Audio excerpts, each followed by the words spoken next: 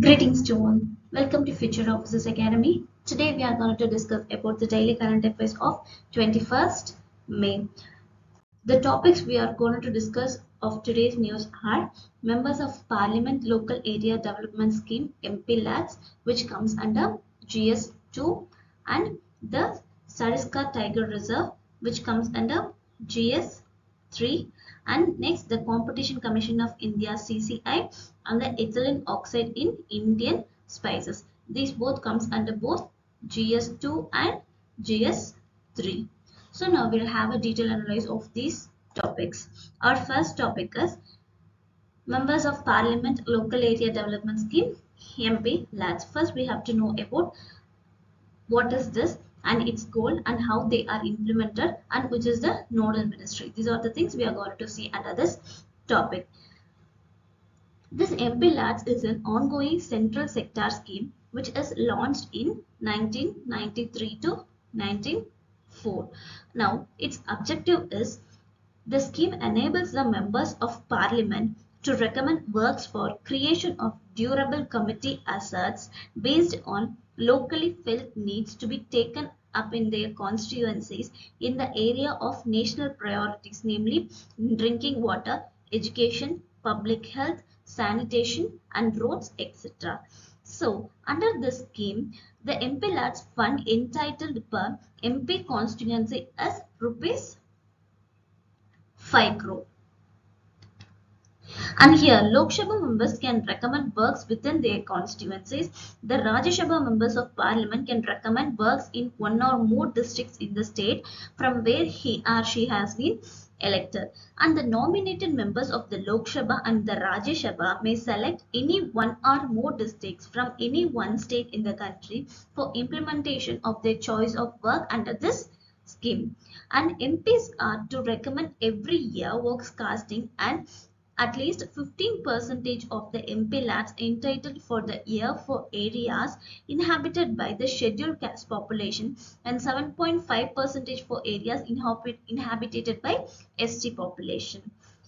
If in case an elected MP wishes to contribute MP LADS funds outside the constituency or the state or to the union territory, they can recommend work up to rupees 25 lakh in a financial year. Here, these MPs do not directly receive funds under this MP LADS. The centre directly transfers the sanctioned amount in two installments of rupees 2.5 crore to the district authorities of the concerned MP's nodal district after a recommended project gets approval. Now, how it is gets implemented? The role of an MP, however, limited to the recommendation of this project. On the district authority to the sanction, execute and complete the recommended project within a particular time frame. And which is the nodal ministry here? The Ministry of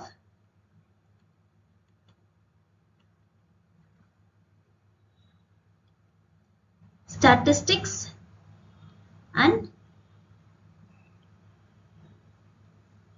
Program implementation has been responsible for the policy formulation, releases of funds, and prescribed monitoring mechanism for implementation of the scheme. So that's all from our MP LADS topic. Our next topic is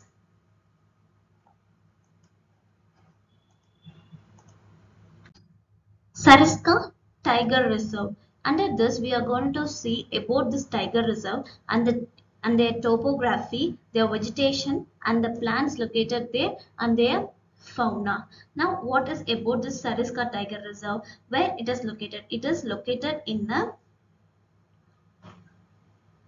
Alwar district of Rajasthan, and it is well nestled in the Aravalli Hills. And it is covering an area of nearly 800 square kilometer. It was once a hunting ground of the Maharaja of Alwa before being proclaimed a natural reserve in 1955 and a national park in 1979. It is the first reserve in the world to successfully relocate tigers. Sariska is also famous for old temples, palaces, and the lakes such as Pandupol, Bankat Fort, Ajabgarh, Pratapgarh, Sileshwar Lake and Jai Shamath Lake. I'll write it here. Pandupol, Mangarh Fort,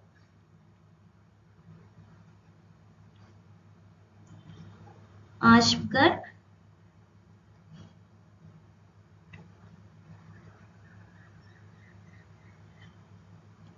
Pratapgarh,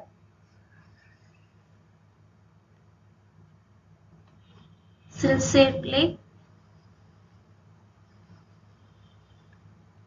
Jai Samant Lake. It is also famous for all these things. Now we have to know about its topography. It possesses a rocky landscape, scrub, thorn arid forest, grasses, hilly cliffs, and semi-deciduous wood. Now, how the vegetation is seen here. The vegetation of Sariska corresponds to the northern tropical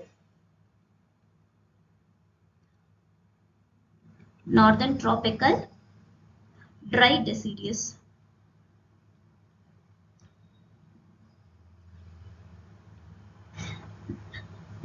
forest and also northern tropical thorn forest. Now, what are the flora seen here? Nearly 90% of the area in the sanctuary covered with the dog trees. And other species found include salar, kadaya, gold, ber, banyan, gugar, bamboo, kaya, adusta, and more are seen in the floras. And in fauna, a variety of other wild animals like the leopard, sambar, cheetah, nilgai, and four-horned antelope, wild boars, macaw, langur, hyena, and the jungle cats are found in this reserve apart from this tiger. So that's all from the Sariska Tiger Reserve. Next, the Competition Commission of India, that is CCI. Under this, we are going to see their origin, structure, objectives, functions, and their significance, and what are the challenges they have faced. And also with that, we have to know about the Competition Appellate Tribunal, that is COMPACT. So we are going to discuss all those under this topic. Now, first we are going to discuss their origin. The Competition Commission of India was set up to ensure competition by enforcing the Competition Act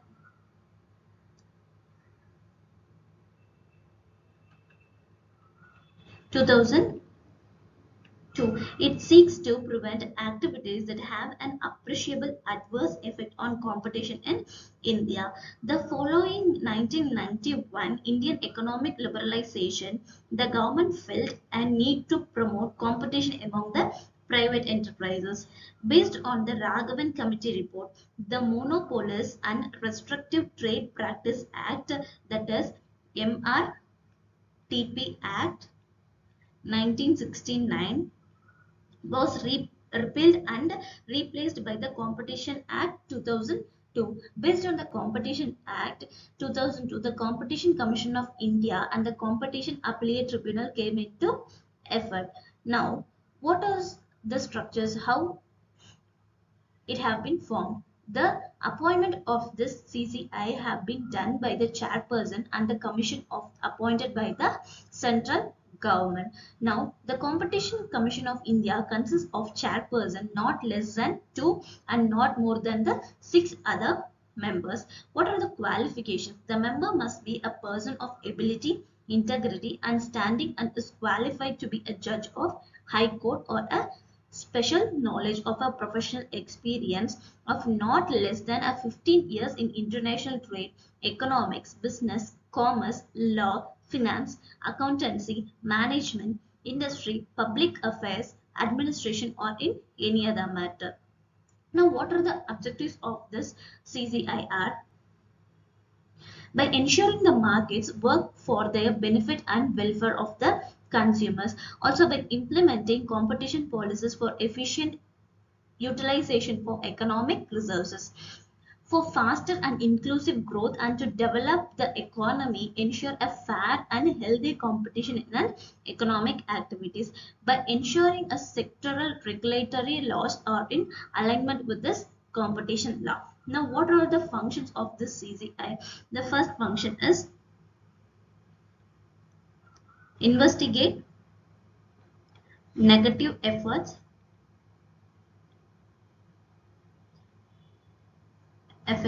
on competition.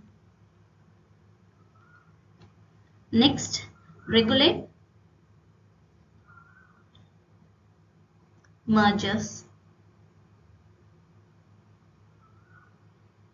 Next, eliminate anti-competitive practice.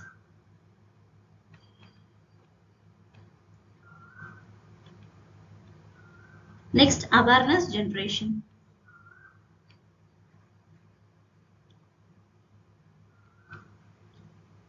Next, opinion on competition.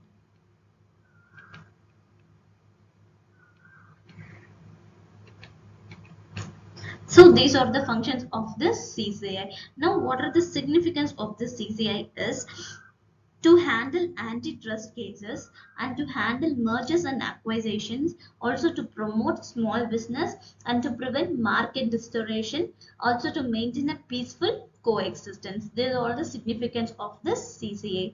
Now, what are the challenges seen here? The challenges are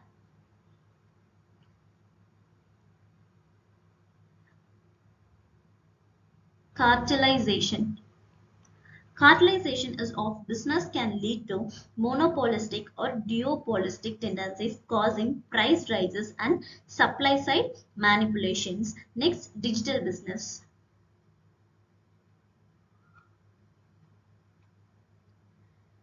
Next, low manpower. Finally, evolving business. The way business is undertaken, an evolving antitrust issue can prove to be a significant challenge of this CCI. So these are the some of the challenges of CCI.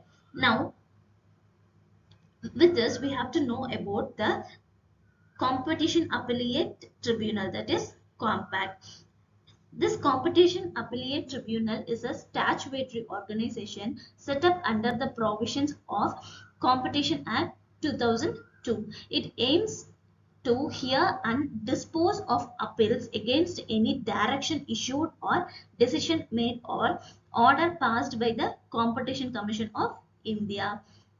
This also adjudicates compensation claims based on the findings of the Competition Commission of India or the orders of the appellate tribunal. In this, the chairperson or the other member of the appellate tribunal serves term for 5 years and it is eligible for reappointment, and the chairperson can serve till the age of 68 years and other members of the appellate tribunal shall hold office up to 65 years. It will not be bound by the procedure laid down by the Code of Civil Procedure 1908, but it will be guided by the principles of natural justice and subject to other provisions of the Act and any rules made by the central government. These are the working structure. Now, what are the powers this compact have? It shall have the same powers as vested in a civil court under the Code of Civil Procedure 1908. Every order of the tribunal shall be enforced by it in the same manner as if it were a decree made by the court. What are the punishment for violation here? In a case of violation of order, the person may be liable for a penalty of not exceeding rupees 1 crore or imprisonment for term of 2 to 3 years or with both. So that's all from the Competition Commission of India. Our next topic is ethylene oxide in Indian spices. Now, what are all the things we are going to see under this topic is their background and contamination concerns for Indian spices and the health concerns, how India had response to other countries and what are the challenges have been faced under this, or we are going to discuss under this topic. More than 5 countries, including Singapore, Hong Kong, and the US, have announced an investigation into possible contamination of spice mixes sold by top Indian brands, that is MDH and Everest. The complaint cite the presence of ethylene oxide, a toxic chemical used as a food stabilizer, beyond permissible limits. The Spices Board of India, in response, has intimated mandatory testing of products shipped abroad, and it is reportedly working with exporters to identify the root cause of the contamination. The international security has also stirred a demand for Food Safety and Standards Authority of India, that is FSSAI, to ensure the stringent quality checks on spices and curry powders sold in a domestic markets. The incident is not isolated. Controversies have engulfed protein drinks, fruit juices, health drinks, and imported nested baby products, drawing attention to regulatory lapse and heightening health concerns. Now, which of the countries have flagged a safety on Indian spices? On the 5th April, Hong Kong Centers for Food Safety suspended the sale of 3 MDH spice blends, that is Madras curry powder, sambar masala and curry powder masala, and the Everest fish curry masala. The spice mixes contain high levels of ethylene oxide. The regulator said that and advised consumers against purchasing these products. Days later, Singapore ordered a recall of the Everest spice mix, stating ethylene oxide is a pesticide that is not authorized for use in food. The US Food and Drug Administration, which has previously rejected food and spice imports from India, told Reuters that it was aware of the reports and gathering additional information about the situation. Now, what are the health concerns seen under this? The MDH and Everest spice mixes contain high levels of prohibited pesticide called ethylene oxide. Ethylene oxide is a colorless, flammable, and in many ways a remarkable gas that was originally intended for sterilizing medical devices. It it is used as a chemical in industry settings, agriculture, and in sterilizing agent in food products, including spices, dried vegetables, and other commodities. These chemicals lend life to the spice industry. It reduces microbial contamination and in turn extends the product's shelf life and makes their storage safe. To improve, an excessive use of ethylene oxide may leave behind residues causing toxic and even carcinogenic components to form the contamination of the product. One of the such component is ethylene glycol, an ingredient found in Indian-made cough syrups, which were linked to the deaths of more than 300 children in Cameroon, Gambia, Indonesia, and Uzbekistan. Now, what are the response done to this by the MDH? It has called allegations over ethylene oxide contamination baseless and unsustained. We reassure our buyers and consumers that we do not use ethylene oxide at any stage of storing, processing, or packing our spices. The company said that statement. How India has responded to this? The Spices Board, tasked with developing, promoting, and regulating the export of spices and spice products, operates under the Ministry of